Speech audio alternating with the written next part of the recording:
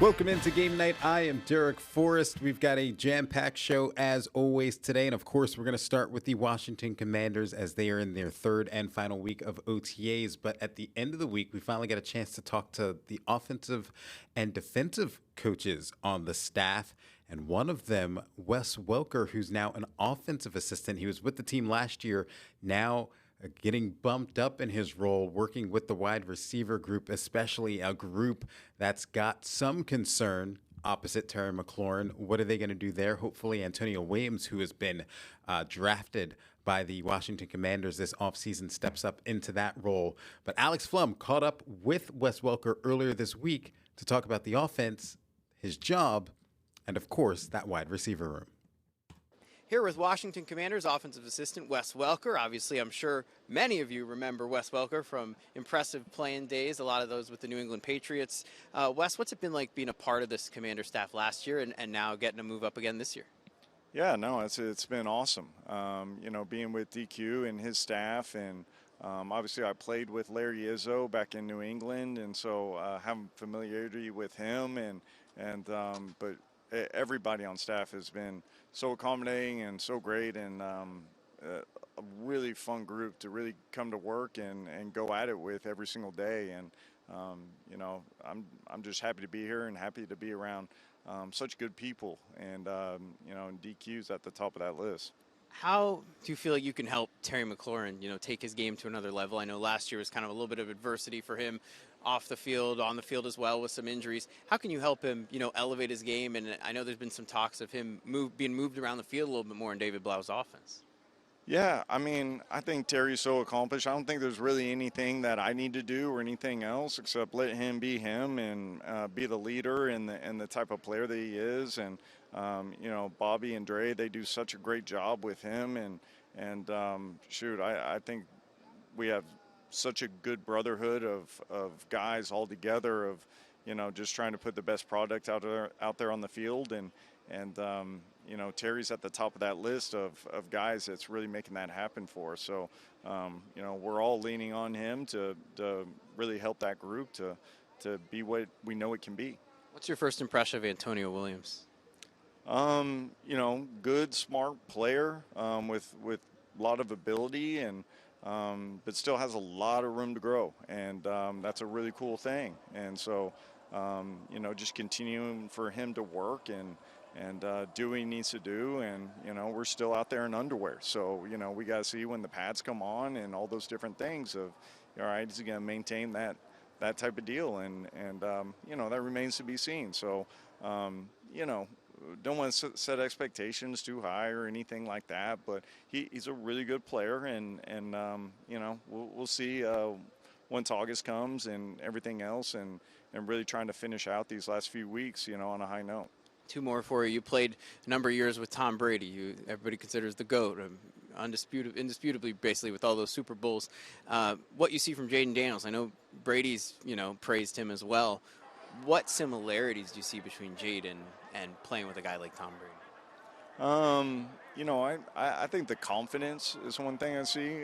Very confident in his craft and what he needs to do out there on the field. I think he exudes that type of confidence to the rest of the team and the rest of the offense, and just knowing he's back there and what he's going to bring to the table, and knowing it's going to be there every single week. And that's something Tom always did such a great job of bringing it every single day. And Jaden's been just like that this whole spring, and looking forward to him just continuing to grow with that. And finally, a lot of national pundits, say outside of Terry, there's not a lot of talent in this wide receiver room. What can you say as a response to that from the talent you're seeing day to day? Yeah, no, there's plenty of talent in that room. I think from top to bottom, I think there's going to be a lot of hard choices that AP and DQ have to make about, who are we keeping? Because top to bottom, I know Terry's the accomplished guy, but there's a lot of players in that room that are working their tails off and making a lot of plays out there on the field. And it's still early and we have a long ways to go, but very excited about the group that's in there, and we'll see where it goes. Wes Welker said it right there. It's still early. We're not even at training camp yet, so we'll see how that wide receiver room progresses as we get closer and closer to the 2026 season. All right, we also want to talk World Cup. The USA, they're going to begin their World Cup run tomorrow. In the group stage. Of course, the World Cup kicked off earlier today. Alex Flum and Jake Rom in Undrafted Opinions gave their predictions of Team USA if they can get to the knockout stage. United States and Bosnia. I would hope the United States can take care of business here. I'm picking the United States. In San Francisco, we'll point out, July 1st, I got United States against Ecuador. I don't think that's an easy matchup. No, it is at not. all. Ecuador coming in as third place in their group. So they're in Group E. With Germany and Ivory Coast. Germany and Ivory Coast edging them out. I don't like the fact that the U.S. winning their group would face, who would they play if they were second in their group? We don't know. It all depends on how things kind of unfold. But, I mean, you can kind of look at who took second in D, and then you can kind of scroll up. Sure. Well, yeah, we'll get there. But my thing is, this is a tough matchup, but I'm going to give it to the U.S. You're in America. This is their chance to shine. If they don't do it now, will they ever? They need to win at least one knockout. Give me U.S. over Ecuador. In Seattle, United States, Belgium. They just played Belgium in a friendly back in March, and it was like 4 or 5-0, 5-1. Belgium won. However, I'm feeling inspired. I am. I'm from the United States of America. I grew up here. We want to see this soccer team do good. They need to get to the quarterfinals, and I think they can get it done. Are you trying to wave a flag? I was going to say, not an American flag. I'm picking the United States in probably the first big upset of this knockout stage tournament, for myself at least. I'm picking the U.S. to go to the quarterfinals, and that right there will be a win, and that right there will inspire the next generation, in my opinion. You stole my thunder, because I also have U.S. against Belgium. Okay. And, I think about the miracle on ice. In America, the odds stacked against the U.S. Nobody thought they could do it, and they did it. This game, everybody's going to be saying Belgium's going to win. Absolutely. But America is going to take this one. I'm with you, Jake. I'm ready to. Can this World Cup begin? July 6th. Where are you going to be on 2 July days 6th? I don't know. Off. I'll be off. What day of the week is it? That's a Sunday or a Monday, I think. Isn't it a Monday? We'll find out right now. I'll be off on Monday watching that. We should watch together. Hey, there's probably a watch party somewhere in DC going on. We're gonna figure it out. All right. This would be more of a miracle on ice, if you will. Spain, United States, in LA. If the U.S. even makes it this far and puts up a fight, it might not be, they might not be able to get to the furthest they've ever been, which is a semifinal. They've never been to a semifinal, at least in modern times, maybe back in the 30s or something when there wasn't a lot of teams.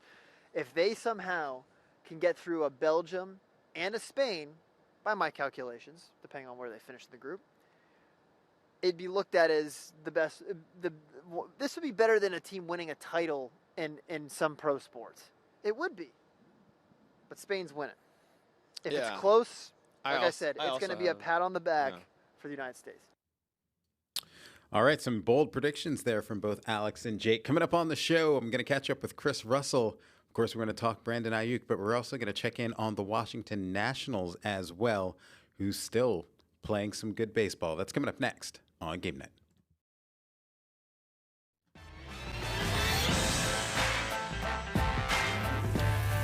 Welcome back into Game Night. Derek Forrest. Earlier today, I caught up with Chris Russell from the Team 980. Brandon Ayuk, wide receiver Brandon Ayuk, has been in the news as of late as he's been a little bit more outspoken about how he's unhappy in San Francisco. I got Chris Russell's thoughts on the situation. I can't say I'm surprised because I've always thought he was this kind of reckless personality, and maybe he's a little bit of a recluse. I don't know.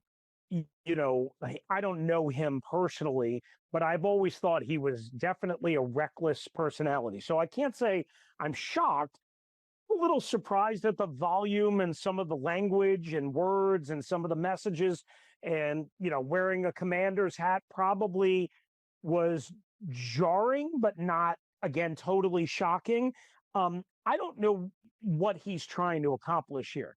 I mean, besides getting to the Commanders and getting to play with Jaden Daniels, which is, we believe, his ultimate end goal, and getting away from the 49ers, which right now we don't know how they're going to handle that.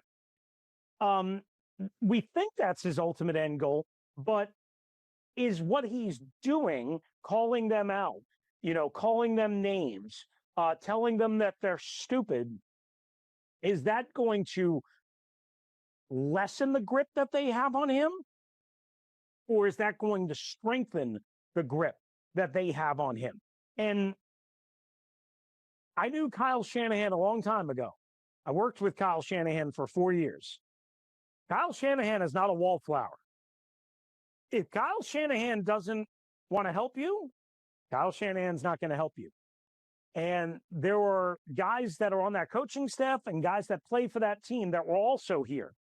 And I know this, Brandon Ayuk was not, he's quit on his teammates. He thinks he's just screwed over the 49ers and Kyle Shanahan.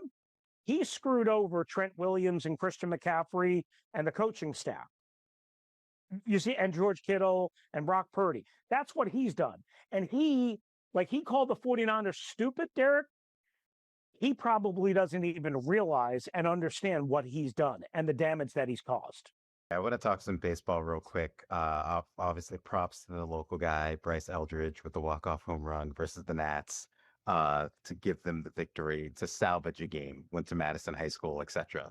But the Nats and what they're currently doing, they've won 5 straight road series. They're 2 games over 500, I believe. They as of yesterday, I haven't looked at the standings today, but they were in the wild card. What they're able to do with the talent that they have, just how incredible has it been for the front office, the coaching staff, and for the players?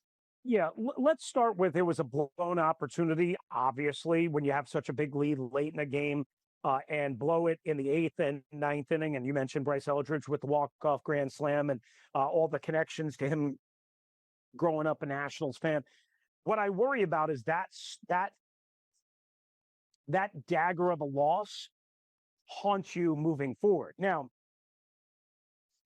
I was worried about the team last week, I think, when we talked, because they had just been swept at home by the Miami Marlins, and they go out on the road and they win, 4 out of 6 and should have won 5 out of 6 and should have swept so they bounced back. How many more times can you bounce back from dagger losses or series or whatever, like what happened Wednesday in San Francisco? That being said, they've shown a lot of resiliency, right? So what I would say is this. Right now, I'm more than willing to believe that they will get back on the bike and back on the horse and get back to playing pretty good baseball here, which they have most of the year and certainly for the last month plus. All right, coming up on the show, we're going to catch up with in-game host Lewis Clark for the DC Defenders UFL title game, the United Bowl, this weekend over at Audi Field. That's coming up next on Game Night.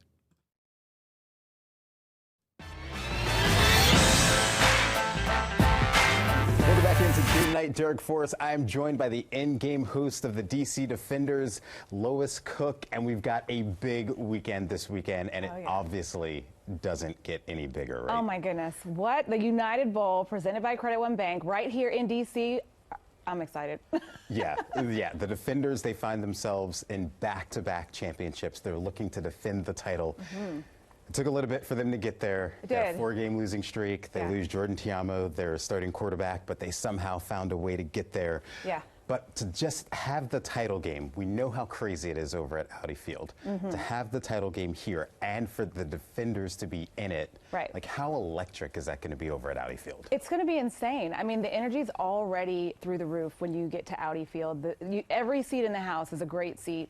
The fans are so passionate. I mean, we're in front of the best, most passionate fans of the nation. So to have DC here at home to defend the title, yeah, it's everything. Yeah, you are very familiar with the football field, obviously, playing with the Divas. But for you as the in-game host, being on the field and to experience that crowd, yeah.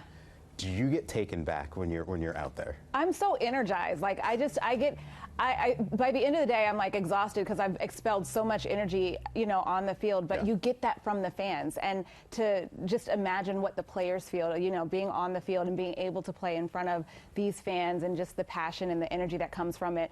It makes you play even harder. So this is going to be such an exciting game. Like you mentioned, they did come off of a losing streak, but as you saw when they played Orlando twice, they won the third time. So is third time a charm for Louisville? We'll have to find out. But they do seem to pull it off when you know, when it matters the most. Yeah, certainly.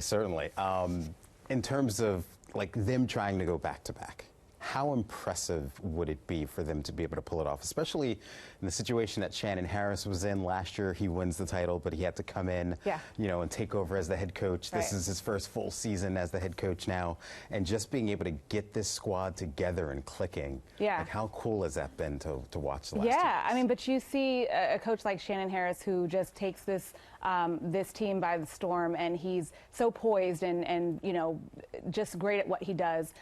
So they've created this like real genuine identity for DC, and so it's exciting to watch them play for sure. And there's no doubt that every person in DC right now has their back. Yeah.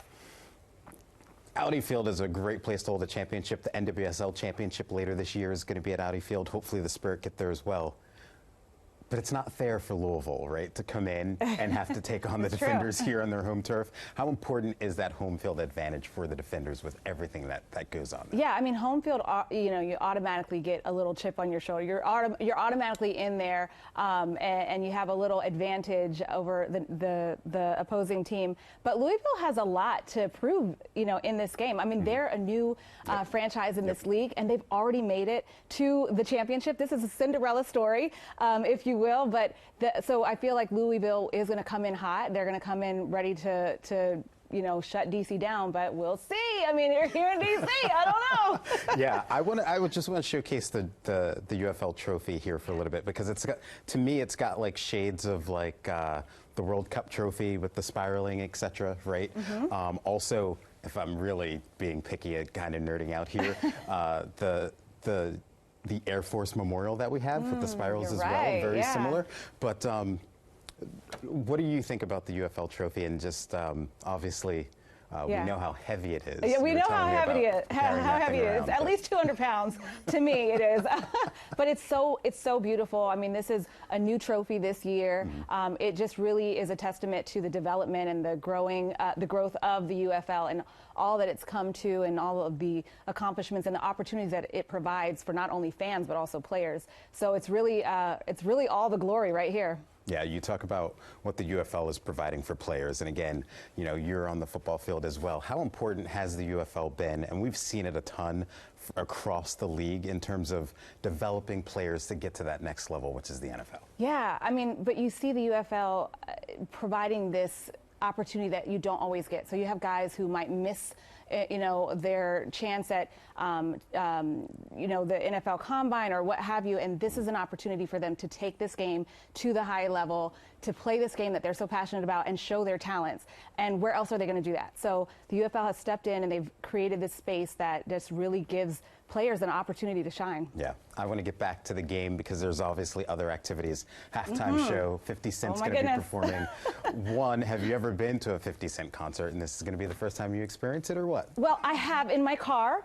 I drive and listen to 50 Cent. Actually, my college days, I was, you know, all over it. But no, I haven't actually been to a physical concert, and so I'm very excited to take part in this this weekend. How exciting! This is not just, you know, a football game. You got music and entertainment and community and all of that rolled in, and you got football on top of that. Oh, it couldn't be better. Yeah, and you've had some activities this week as well, the UFL, as we get ready for the championship game over the weekend.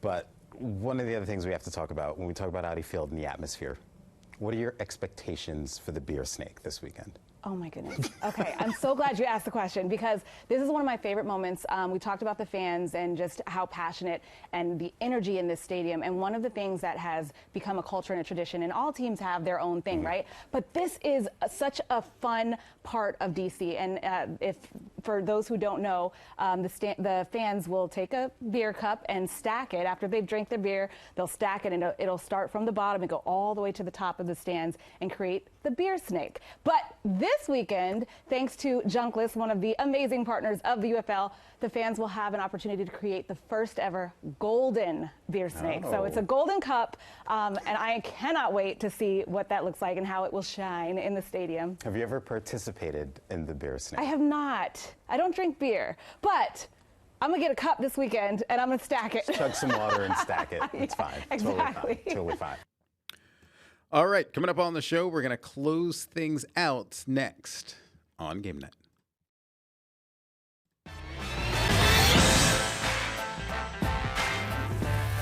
Welcome back into Game Night. Derek Forrest. Yesterday on the show, we showed you the Baltimore Ravens participating in a friendly competition of mini bowling. Today, the Commanders were competing in another game. Come on, man. First try, let's get it, y'all. What I tell you? Do one hand. You doing two hands. No. Ain't no rule. Hey, yeah. Hey, what? It ain't.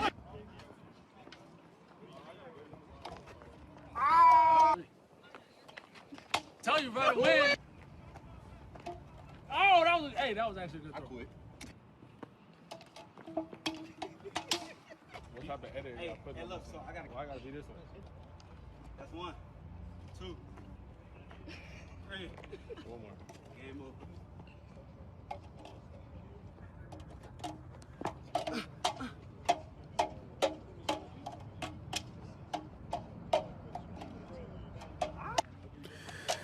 I don't know if all that was needed at the end, but you got to love the friendly competition always between the athletes. But that's going to do it for another edition of Game Night. Have a good night.